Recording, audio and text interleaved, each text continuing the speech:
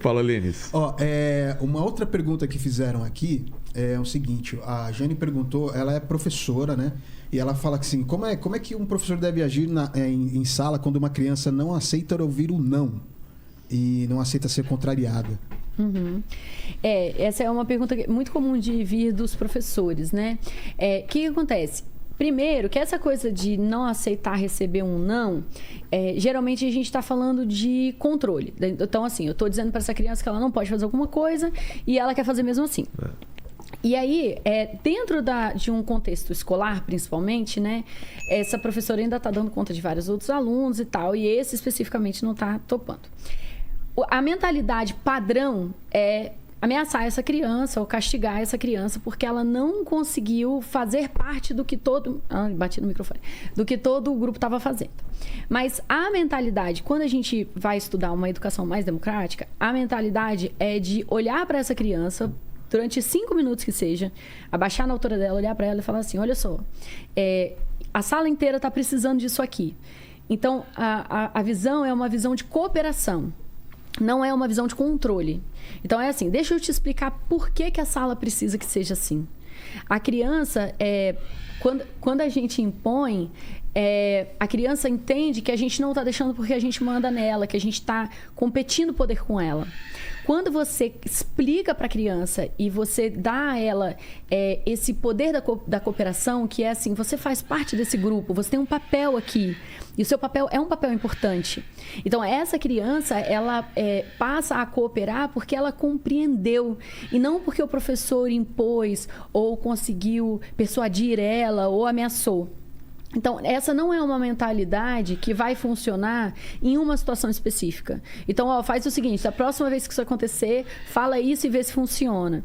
É uma mentalidade que vai vir do dia a dia das crianças, que é assim, a segurança relacional que eu falei. Essa criança confia que no relacionamento com aquele professor, o professor vai considerar explicar as coisas para ela.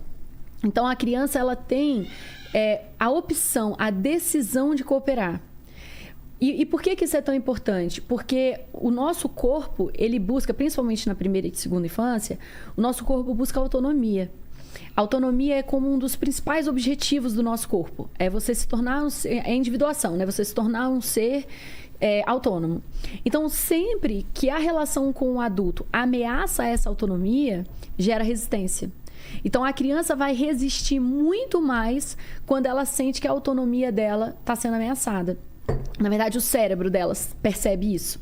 Então, quando você, ao invés de ficar tentando controlar, porque quando você controla, quando você impõe, você está ameaçando a autonomia. Tá. Você está dizendo: eu mando em você, então você vai fazer do jeito que eu estou mandando.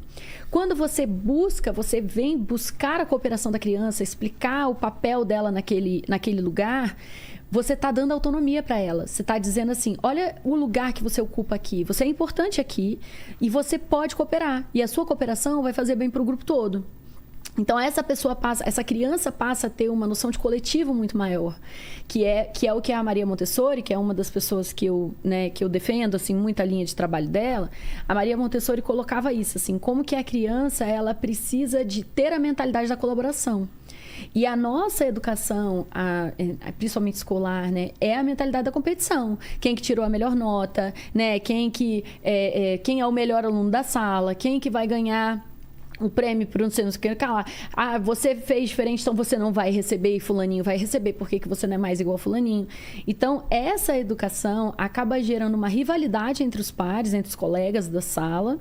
É uma comparação muito grande.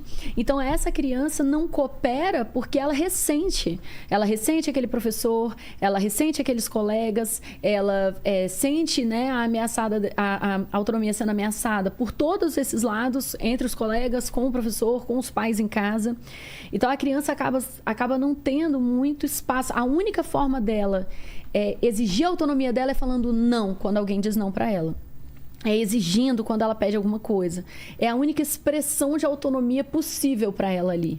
Quando a gente abre esse leque de possibilidades e a gente mostra para essa criança que tem como ela participar ali, tem como ela ser importante naquele grupo, tem como ela ter autonomia de outras maneiras, essa necessidade ela não fica tão forte.